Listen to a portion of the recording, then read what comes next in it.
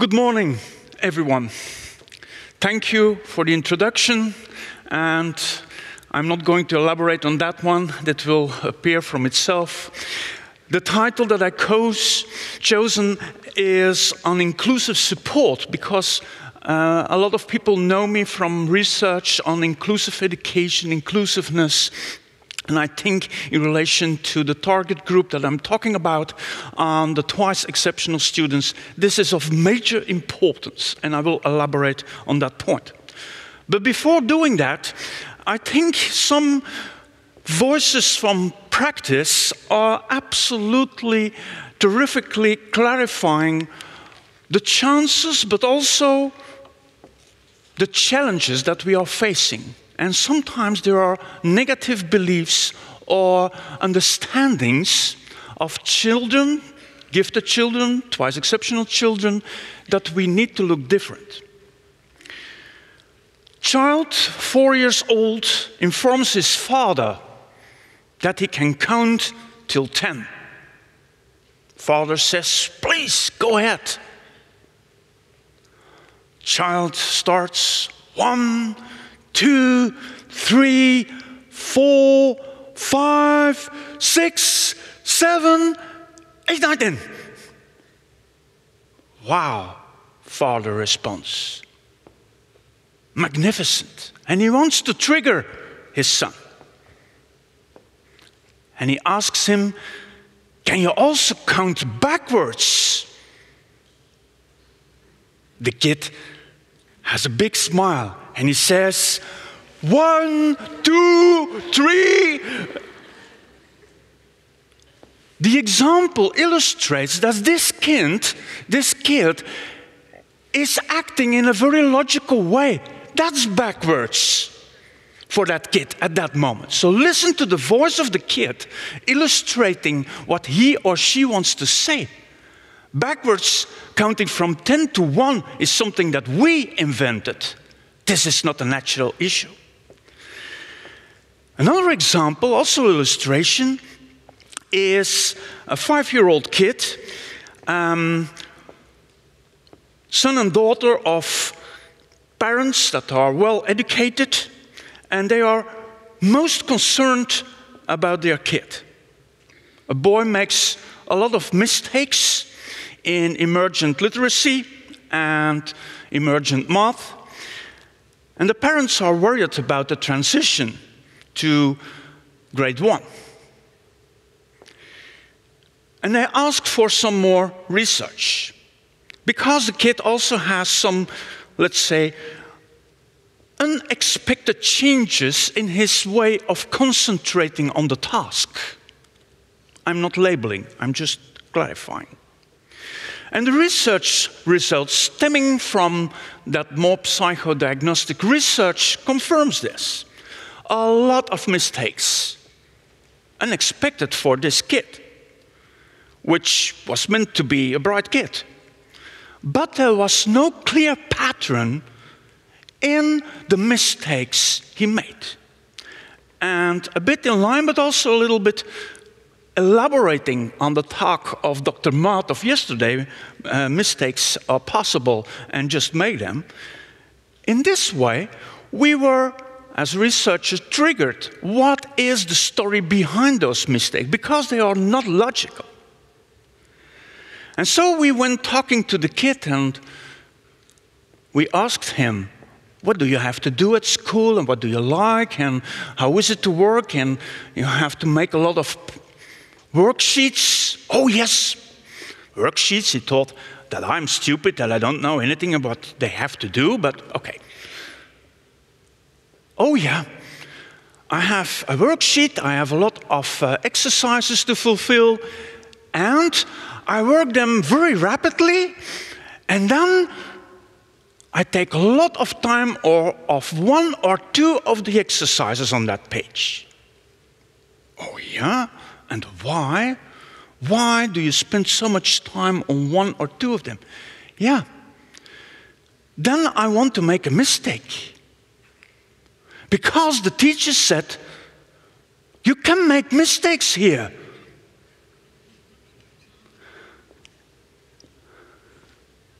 It explains the ups and downs in concentration, which appear to be logic for the teacher. But the way the kid made errors was because he tried, in a different way, to make errors in a very, very deliberate way. So when we look at kids that are in between, like the twice exceptions, in between the giftedness and some challenges in the area of learning behavior or social or communicative, we should look always in depth in what is behind what we see. So the surface is just the beginning. It's the in-depth knowledge that is absolutely required. So I think in line with Susan Baum, also present over here, I think this is the right way to describe it. Although we have to admire that it was Ledterstetter Hollingworth in 1923 who, as the first person, described not twice exceptionals, but the idea of the combination between gifted and what they called it at that time a deficit, a disorder. And I think in line with Susan Baum, it's much more better and much more contemporary to speak about the challenge on one hand side, psychoeducational challenge, in combination with kids that are blessed with a gift. So it's both that are actually co-occurring, happening at the same time. And for those who are twice exceptional, I think this picture is really something that matters. Those kids are in absolute request for more help, not always asking for help, but in need for help. And I will try to elaborate on that one. The background. So here we have, let's say, the representation of the overlap between the giftedness on one side and the disability, the disorder, like we should call it in a much more diagnostic statistical manual way. That's the conjunction, is what we call the twice exceptions. And it is a variety. Please, this is a group that has enormous heterogeneity. There is not one kid the same. Lucky. Although you could say this is a kind of family name, the way that those kids appear, the challenge in combination with the giftedness is rather unique. And you have already a differentiation in the combination with learning disabilities or with autism spectrum disorders or with ADHD, attention deficit disorder, or not in combination with hyperactivity or with emotional disturbances or with behavioral, or kids who have anxiety disorders, but the most spoken, or the one with learning disorders, autism and ADHD. But the list is more than what I presented over here. What is, of course, a big challenge is that we are not so much able, and I will try to demonstrate that we are not always able to identify those kids in an appropriate way. From the example I gave you, whether this kid makes errors by himself, creating the error, or whether kids make those errors because there are some other challenges happening, how to identify whether one is prevalent, the giftedness or the disability, well, there has been research on that, and I think it's good to know that when you look for what those kids really need, it is very diverse. Because you have the giftedness on the one hand side, you have the challenge on the other hand side, and some of those things might camouflage each other, might mask each other, so that the way it appears to the parents, the way it appears to the teachers, the way it appears to those who support the kids, might have a more biased way looking at one side and not the other side. You might easily be captivated in a kind of tunnel vision, only looking at one part of the complexity. And that is the challenge for us. That is the challenge in the need to help those kids. And therefore, my examples that I started with look beyond the surface. Because the surface might not reveal the real truth that is behind their actual thing. And of course those, and I think everyone will know that, have been in the London area and you have been taking the underground. I've been, oh no, this escaped, but I was very often the supervisors of all the students that went to London for their internship. And then the most spoken thing that you can hear in the underground is, mind the gap between the train and the platform. Well, I have another one. Mind the gap between my strength and my challenge. And I hope you can take this with you at home. This is the rock bottom message that I give you. Mind the gap between the giftedness and the challenge. I will give a presentation here, and I think this is a very nice illustration of what those kids are confronted with and what their needs are. Let's have a look at it. Those that are diversely gifted need to be recognized and challenged in the classroom. They need to be taught in ways that respect, honor, and celebrate their learning differences and incorporate 21st century teaching and learning skills to maximize learning potential. Yet diversely gifted students are not always easily identified. Sometimes it is a matter of how to discern the gifts they learn outside of the box and don't fit the mold of what many currently believe to be the typical gifted learner. Yet these highly creative students possess impressive strengths and abilities, and they can't always be measured by a single test.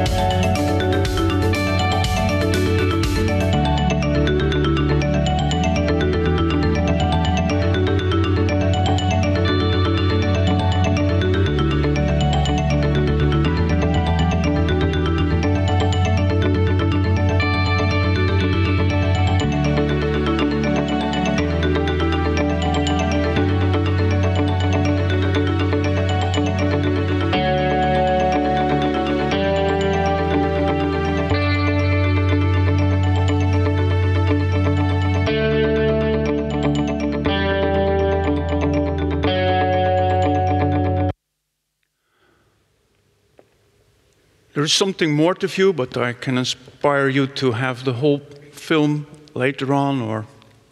But what is so important is you see the diversity of needs, you see the diversity of strengths, the diversity of challenges appearing. So that's the uniqueness. This is the variety is maximalized. And this requires from teachers more than the maximum, which you could say is not possible.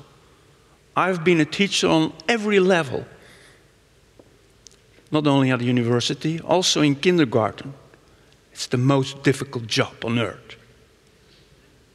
The most difficult. We should respect people that are in education.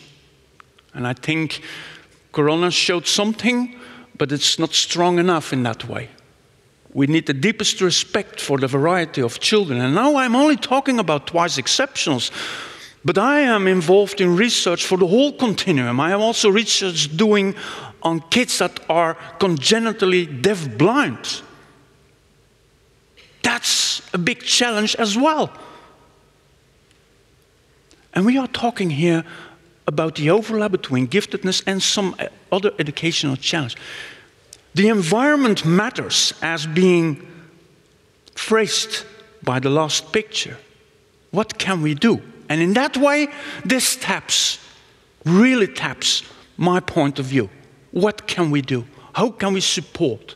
What is the inclusive trigger to get these kids on board and not losing them?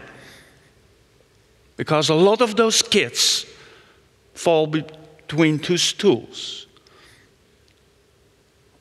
are left behind, do not feel heard. I will elaborate on the three most common co-occurrences. And first of all, with learning disabilities. As already being mentioned, they are under-identified and underserved. And kids with the conjunction of giftedness and learning disabilities are extremely confronted with the mind the gap story. Because in a way, they have the gift, they have the capacity, they have the potential, they have the growth perspective to be an excellent learning. And on the other hand, it blocks them. It impedes them to grow. They feel like a car which has an enormous potential and which does not start from the grid. It would be for the Dutch people like Max Verstappen reading as a Formula 1 driver with a car that does not start. I think he will tear out his hair. And that is a struggle. And talking to those kids, it's an enormous struggle for those kids to be in life. Because what school wants, what everything wants, what parents most of the time also want, is that it goes quite well at school. And school is an immediate disaster, a negative confrontation, because on the one hand side I can do it, and on the other hand side it doesn't appear. And it doesn't make me feel comfortable, because I am confronted with so many challenges. There are a lot of models about giftedness, but I'm not going into detail here right now. But what I would like to stress is that in the domain of giftedness, also here we have a very heterogeneous group. I think a lot of people here will know that, but I'm stressing this again. And what is more important from my point of view is that there are not a lot of individual differences, but that there are a lot of intra-individual differences. There are a lot of difference happening from one moment to the other. The first hour at school is not the second one. Today is not tomorrow. And this week is not the next week. And that is even more important. And this really matters on the twice exceptionals. No moment is the same.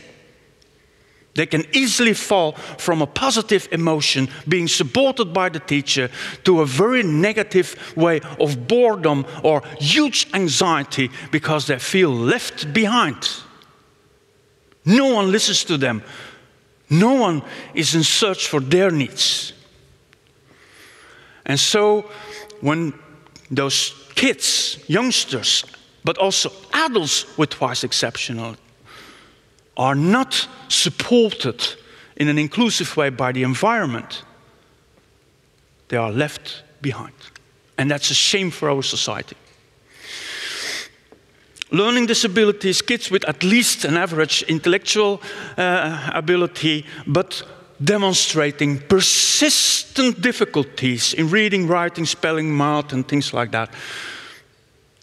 And that is in line with the Diagnostic Statistical Manual. But what is so important is that those kids with, and I'm talking only about kids with learning disability, are in need of more metacognitive strategies, helping them to know, to self-regulate themselves, to know what strategies that can help them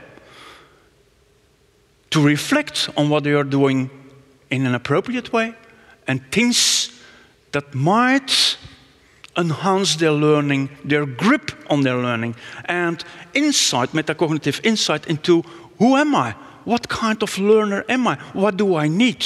Visual or auditory?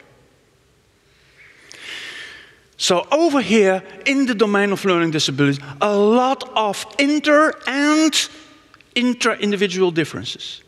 The day is not the same. When we are talking about the conjunction of both, you see an enormous diversity going on. And that's the issue that led to the clinical appearances of things that are being masked or camouflaged. Gifted, their gift, because they are smart, might mask, camouflage their learning disabilities in reading, writing, spelling, or math. Actually, they can't read in a technical way, but they know the context and they see some of the graphemes and they just make an educated guess. And those kids survive. And then after their mother language, and then they embark into the most common language on earth, like English. And English is, I do apologize, but is for the kids in troubles with spelling and with reading, is a very, very, very, very, very non-transparent language. Because what you see is not what you hear. I know that. No, I know that. And that's just one example, and there are examples in other languages. But therefore, I would have had Italian as the most common international language on earth. Io parlo un poco di italiano, italiano. So clear, which is not actually in English, but masking. My point is, we should look further than the surface. That's the point. Learning disabled, by having all those problems in math and in reading, technical reading and reading comprehension, teachers focusing on, it's not going that smoothly. They might not see what is behind those errors or the slow pace in which they read. And we are all struggling on all levels, at student level, but also in the way that you do your work. We are victimized by a performance-oriented society in which speed is important, in which we have clocks and stopwatches taking in 1 minute how fast you can read. This is a deadly experience for those kids who take time to solve it. Learning disability might mask their gifts, and even the most difficult thing is when they are camouflaging each other. And this appears like a normal kid, just the average kid, which has no big problems, which is not the smartest at first glance, and there is no problem. or at the surface level, there is no problem. And that is a major pitfall. And that's the reason why we don't know what the prevalence is of the amount of twice exceptionals. Looking at the characteristics of twice exceptionals, we have been looking not on the more cognitive aspects, but I am much more interested in those things that go beyond the cognitive aspects, namely like motivation, social, emotional aspects. How do kids cope with that? Because they are struggling, they are in the fight, they are in a big struggle between the challenges and the giftedness. And so I will not go into the smallest details of the review, but we made a review on all of the literature that was available, taking into account twice exceptionals in this way, namely the gifted and kids with learning disabilities. Some technical information, what we were looking for, that will be clear. You can read it left. But I want to stress one point, and that is important. And I can support it by a lot of other research, is that we were looking at kids, and usually they talk about giftedness when you have an IQ of 130 or more, but this is absolutely not right.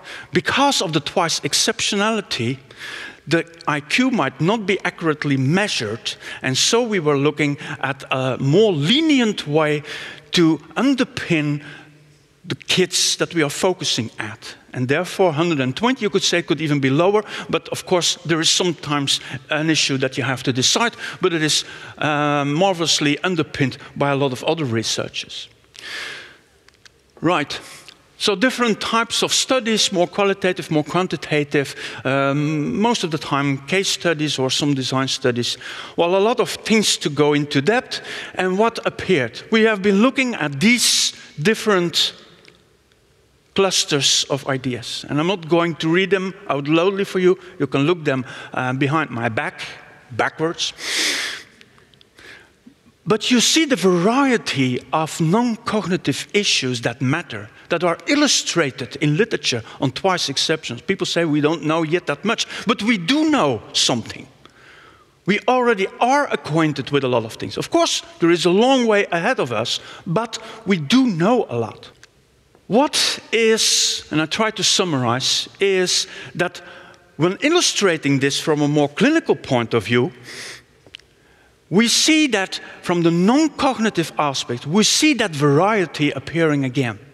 A lot of inter-individual differences appearing from all the studies, and a lot of intra-individual differences. And when we look to the contrast, then we see that we get the most extreme points of view. There are kids that are in the positive point that show a lot of motivation. And that is absolutely striking, has been mentioned by a lot of colleagues of mine already, that we saw stemming from those studies, that they have a perseverance, that they have a willpower enormously. Of course, the environment, the school is a bit against you, and they have an enormous willpower to persevere, to go on. But at the same time, we see that they struggle because they don't have the habits or the metacognitive point of view, how to handle, how to organize yourself. You have kids that are very nicely socially integrated, but you have kids on the other hand side that are absolutely feeling isolated. And I've been spoken to some kids that feel so isolated, feel so much hurt, that those kids are talking about, I'm going to do painful things with myself, and they are even talking about suicide.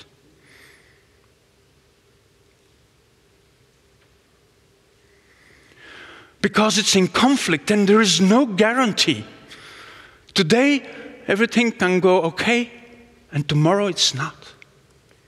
And you see the extremes going on. And there is a lot to do to improve the positive elements here that could compensate for their big struggle, their big mind, the gap. What came out as the absolutely number one from all the researchers is frustration. The emotion of being frustrated. It was also in the clip you saw. Those kids are frustrated. And why are they frustrated? Because of the clash, the enormous clash between their strengths on the one hand side and the challenges, in a technical way, the disorders or the disabilities that go along in reading, writing, spelling, math, things that happen at school. And other kids are so smart using their iPhone, and I am not.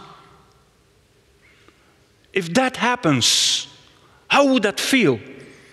How would it feel if you are on this Congress and you can't open the app?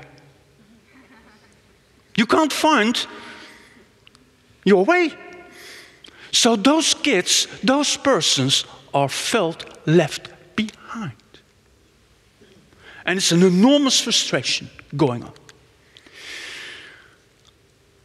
The overlap between giftedness and autism spectrum disorders. In collaboration with Agnes Burger-Veldmeijer, present over here, we have been studying on those different dossiers which were written by highly qualified psychologists, educational psychologists, special needs education with certification. We have been looking around, we have been systematically analyzing it, and I'm not going into the deepest details, but what we saw was that on the different stages from the clarification to strategies employed to identify what is really going on for this potentially gifted and potential kid with ASD, with autism spectrum disorders, we saw that in the different stages, not every single was picked up. A lot of things were not explored in their full extent. Sometimes you could say there was a kind of tunnel vision. Some characteristics were not taken into account, or not profoundly taken into account. They looked at the surface, but not in depth to what is behind that surface. And I think one could have a negative story on this one, that it is so, in my way, and I think also in Agnes' way, frustrating that this happens in practice. But I want to put it in a very, let's say, constructive way. There is still a long way to go in our professionalization, in raising up all those specialists to have that kind of twice-exceptional view. And it is a talent to develop this competence, to look further than just the surface, and to look at the other side. And the flip side of the coin is perhaps the best way to put it. And then you see that all of those characteristics which are absolutely well known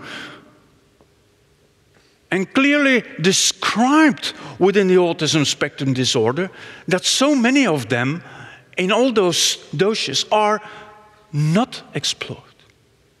So then you get a kind of bias in that way. So when you want to see what the real co-occurrence is, then you have to take every single aspect into account.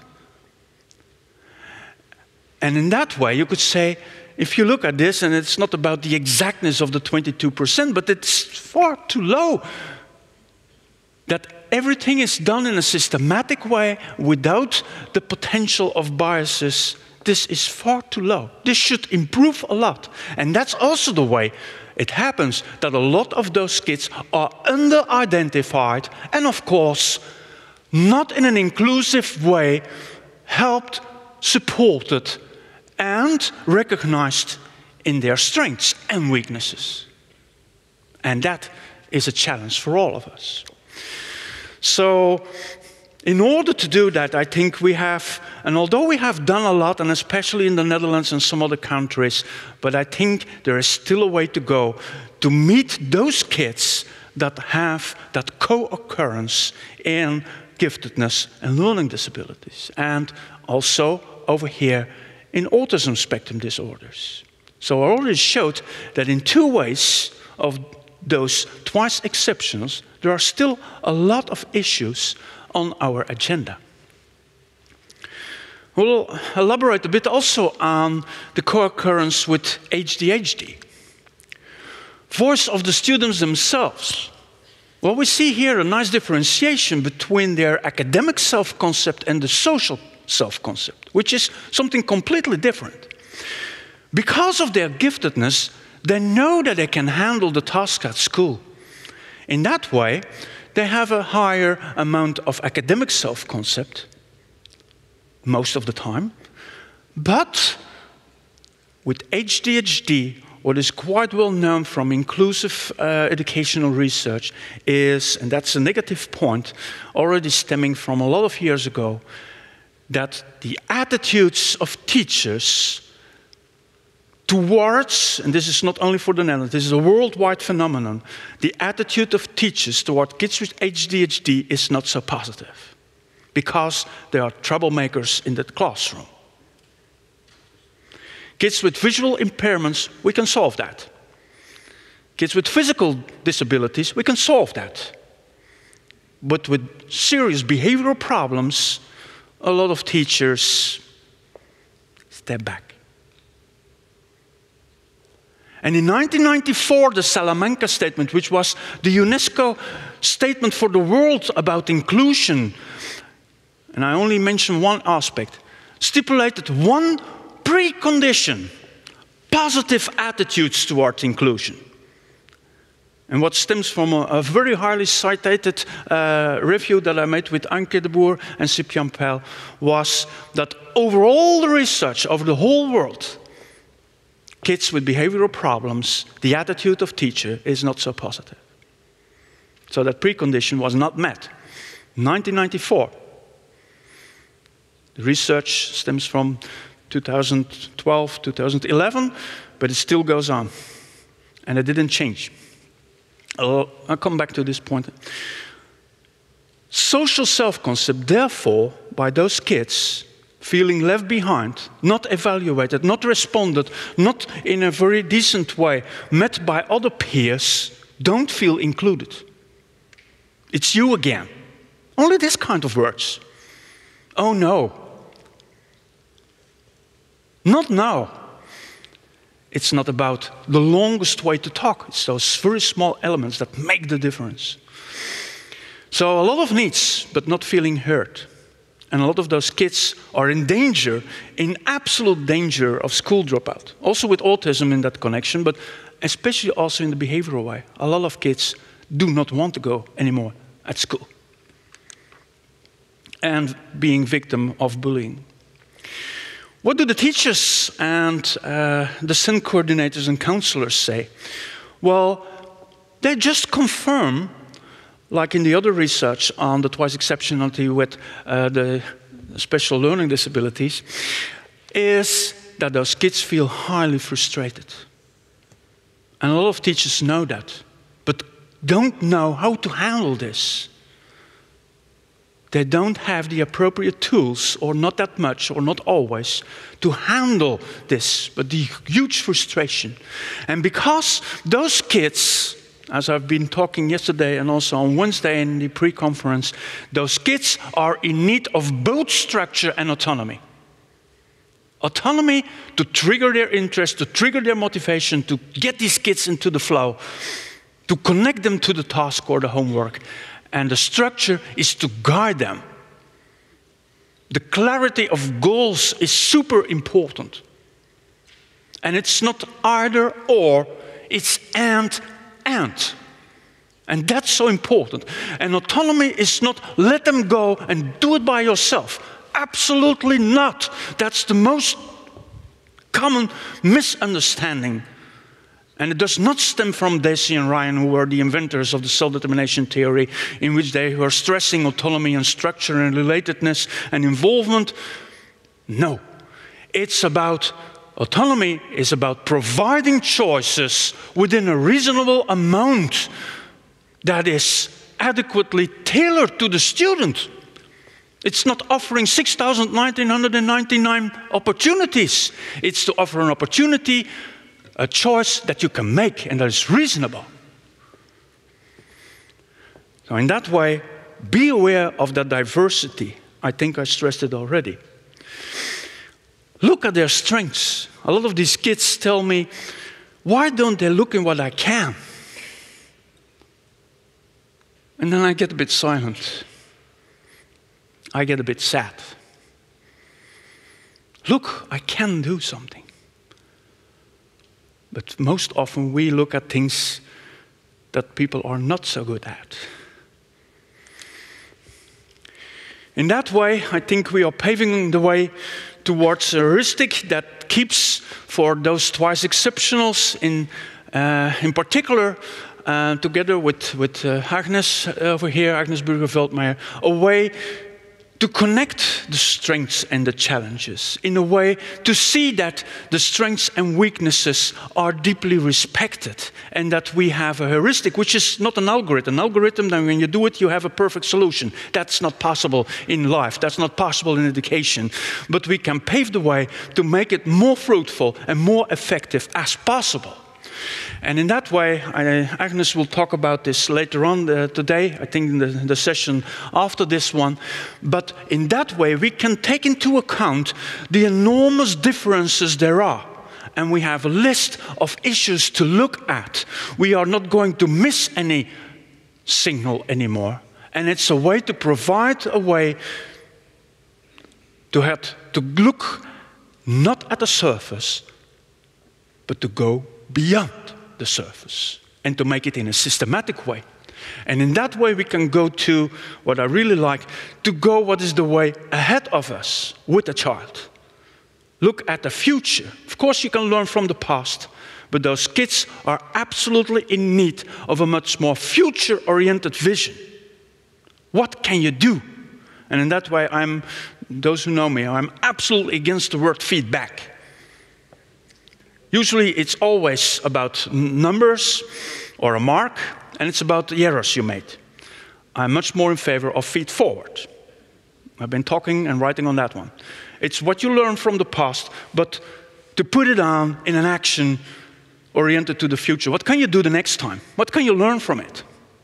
So feed forward. Last 2 weeks I was involved in the most recent kind of research that stems out from twice exceptionals, and I made a kind of overview of it. I think one of the issues is that there is much more focus on both the cognitive and the non-cognitive aspects in the twice exceptions. At first it was only about more cognitive aspects. I think we miss a lot of the person if you only have a one-sided view. And it's not about the diagnostic, it's about taking the person as a whole person. What stems out from a lot of research on twice exceptionals is, in order to tap their potential and safeguard their strengths and to look at the challenges, the psychoeducational challenges, is that those kids do not appear as typically learning disabled or as typically autistic or as typically ADHD. They have an atypical appearance. They show elements, they show some signals of that, but not the entire picture. And then it is still up to us, all of us, to look into depth. Listen to their voices, look to missing signals, and in order to provide for twice exception and for gifted kids in general, to look for what is qualitative education, I think we should go beyond the idea of getting and putting every kid into the same classroom, which is the first aim of inclusion. But I'm so happy that in 2015 there was the Incheon Declaration as a successor of the Salamanca Declaration of UNESCO, stressing that it's also about equitable quality education. That's the main purpose. People should be educated in an appropriate way and getting quality education. And in that way, if we see that, even stemming from the United States, that 90% of the kids, of gifted kids in general, were not enrolled in any kind of program. 90%. We are missing a lot of kids. And then I refer to the Andrew case, a court decision in which a school, this is from America, in which a school was accused for, in a special case, named Andrew, was accused for doing what they call de minimis. It's a Latin word for the school did just the minimum for this kid. And I think also in the area of learning disabilities, court decisions have been crucial, because the Disabilities Education Act stems from a lot of court decisions in which schools were accused not to provide adequate education for the kid with a learning disability. Well, also for twice exceptionals, there are several cases already there. And I think this is what we need. Not to go into court for all the time, but the way that court decisions can have an impact on our educational system and on our, let's say, societal responsibility. Being documented also by Foley, Nickman, and Asselin is that we need leaders. We need people that are responsible for taking all those kids into account and looking for the appropriate professionalization in order to tap the potential of these kids.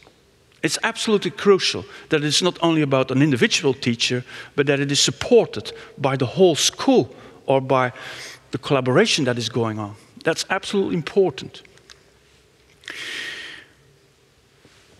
I will try to illustrate that,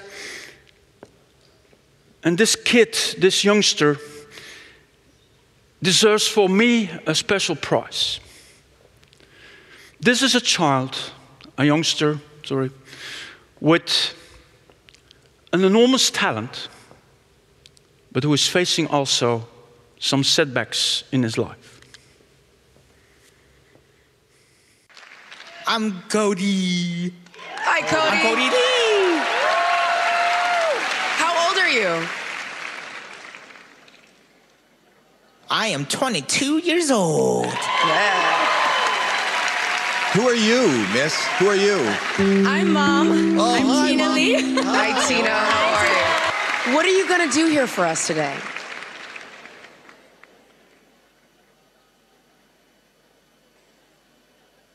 I'm gonna sing a song for you on the piano.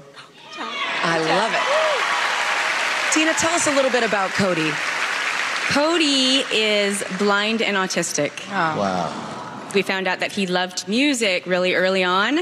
He listened and his eyes just went huge. And he started singing. And that's when I was in tears, because that's when I realized, oh my gosh, he's an entertainer. So, yeah. Go on, Cody. Go on.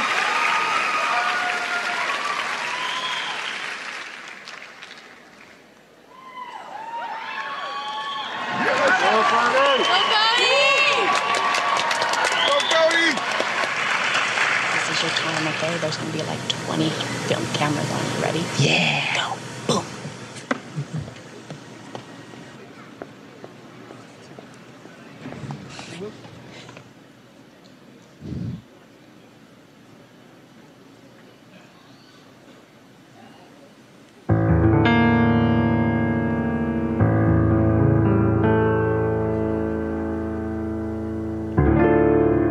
I've been to so many places in my life and time. I've sung a lot of songs and I made some bad rhymes. I've acted out my life in stages, 10,000 people watching, yeah. And we're alone now, and I'm singing this song to you. I love you in a place, oh, there's no space or time. from my life. You're a friend of mine. But when my life is over, remember we're together. We're alone now, and I'm singing a song to you.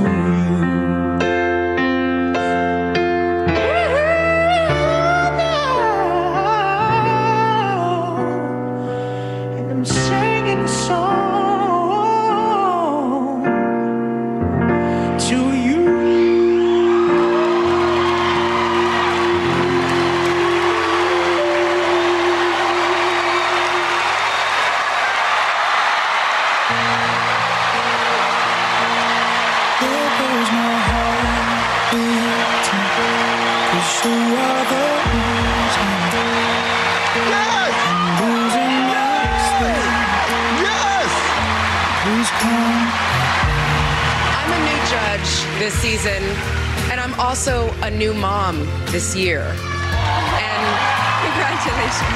it's the toughest job I've ever had and the most rewarding job I've ever had. You just want to give your kids the moon, the stars, and the rainbows. And tonight, I'm gonna give you something special.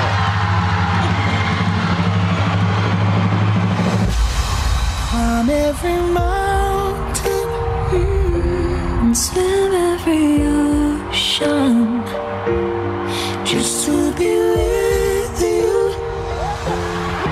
You are the reason.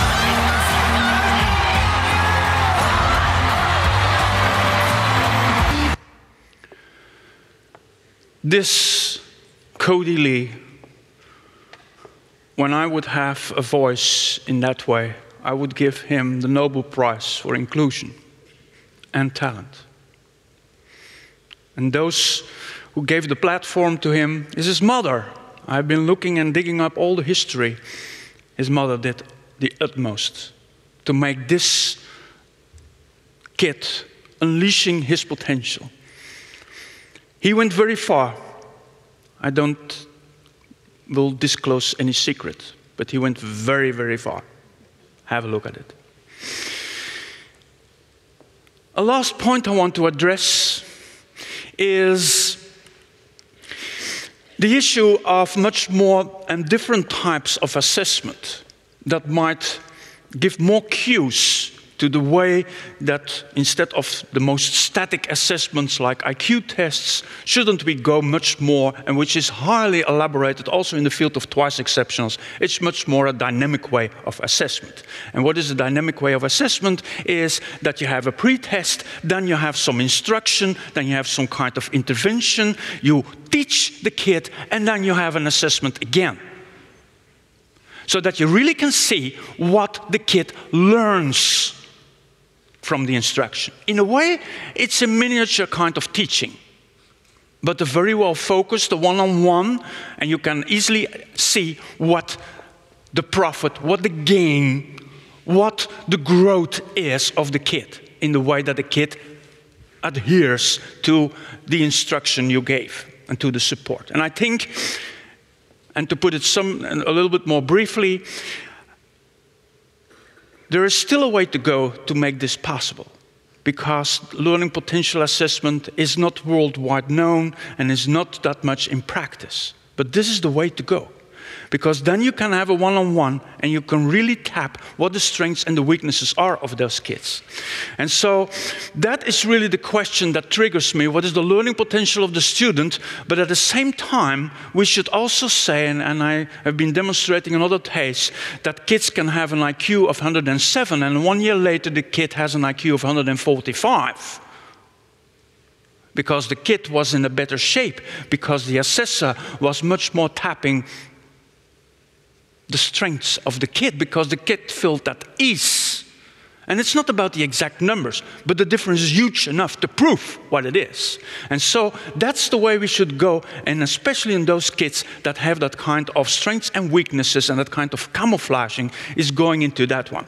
And there is still a long way to go. But, and I would like to, given the time constraints, I would like to give you a warning. I did some research on that one, and I'm going to skip, well, you can see a lot of information. I already tapped it.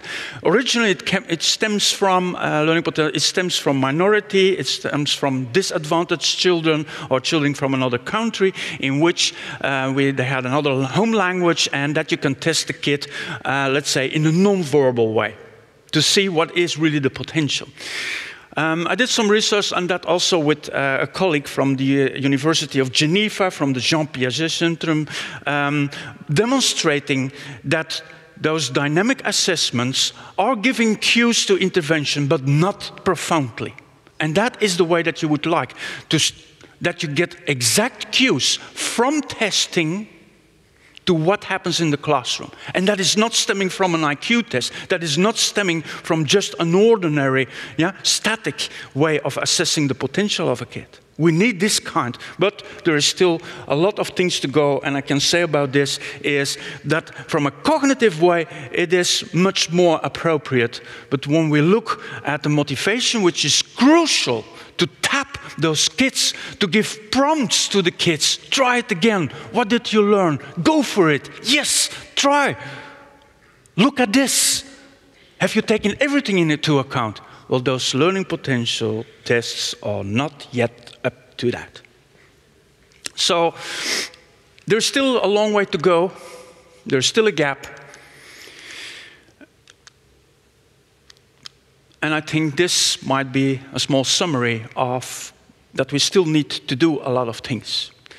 And if allowed, you can read this, and in order to make inclusive and equitable quality education, we need to look at one issue. And it's very short, but I think this illustrates everything that I want to say, and this is by Shelley Moore. Third-year PhD student at the University of British Columbia in Vancouver. As Canadians, we have a reputation for finding and embracing the strength in our diversity. This value, however, hasn't been reflected in our classrooms, which still segregates students by ability, especially students with developmental disabilities. There's a gap in our understanding about what we know inclusive education to be, philosophically, versus what we understand and the importance of understanding inclusion in our practice. This is the question I'm trying to answer in my research, is how can we find the value in the day-to-day practice in our classrooms in terms of inclusive education? So how am I going to explain this to you? Now I can sit here and try and describe this, or we can have a little bit more fun. Why don't we go bowling? So let's talk about bowling. You have 10 pins, you have 2 balls, and you have a lane. The goal is to knock down as many pins as you can. But if you don't get them all, it's okay because you have another chance. But when I bowl and roll the ball down the middle and I don't knock them all down, what often ends up happening to me is that there's 2 pins left standing on either end and they stare at you. It's the 7-10 split and it's the hardest shot in bowling. How is bowling like teaching? The ball was the lesson, the pins are the kids. We aim for the middle, we do the best we can. The pins that are left standing, we often have another chance to kind of get to them, but at the end of the day, those 2 pins that are staring, looking at you, are kids who need the most support and are kids who need the most challenge. So we end up choosing one, and the other one is left standing. I just took all the fun out of bowling. Now, I don't know how many times you've watched professional bowling, but I spent an afternoon watching professional bowling, and let me tell you, there was not one bowler who rolled that ball down the middle of the lane. They throw the ball down the lane at a curve. And I was actually really curious about this, so I called up a professional bowler. He was so excited. I don't think he gets a lot of calls about education. He said the reason why the ball has to enter at a curve is because you will knock down more pins and create a bigger domino effect if you enter at that angle. But in order to do that, you have to change your aim. In order to knock down the most pins with one shot, he aims for the pins that are the hardest to hit. Now, sorry. Yeah, that's the message. And I have one thing to add to this, is the 7-10 split, the 2 pins on the extreme end corner with the twice exceptionals. It's not about 2 kids, it's about the same kid. And that's the point. Their strengths and their weaknesses, their giftedness and the challenge. And in order to tap, I would not say to knock down, but to tap both, we should not always look to the middle position, but we have to be very creative and go beyond the surface. Mind the gap. Thank you.